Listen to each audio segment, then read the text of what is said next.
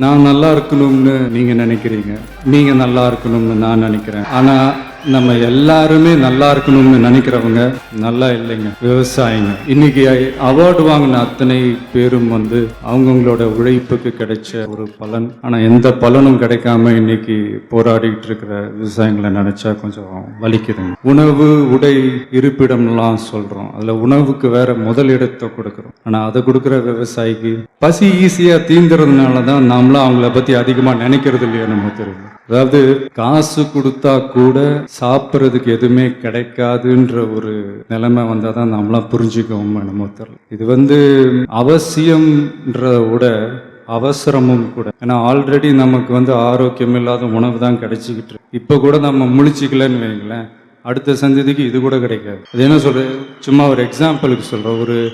ஒரு கடையினுடைய ஒரு முதலாளி தான் உற்பத்தி பண்ற ஒரு பொருளை இன்னொரு கடையில போய் வாங்க மாட்டான். ஃபார் எக்ஸாம்பிள் சொல்ல போனா, ஒரு நகை கடை ஓனர் இன்னொரு நகை கடையில போய் நகை எடுக்க மாட்டார். ஒரு ஜவுளி கடை ஓனர் இன்னொரு ஜவுளி கடையில போய் துணி எடுக்க மாட்டார். ஆனா ஒரு விவசாயி மட்டும்தான் ரேஷன் கடை கியூல நிக்கிறான். அதுவும் எதுக்குன்னா இலவச அரிசி. இது இந்த இந்தியா இந்த வல்லரசு ஆகணும், அதாகணும், இதாகணுன்றதெல்லாம் கூட அப்புறங்க. முதல்ல விவசாயிங்க நல்லா வாழ்ற அரசா மாறணும். அதான் ஏதோ தோணுச்சு, பேசிட்டேன். ஏதாவது தப்பா ஏதாவது தேங்க்யூ நண்பா.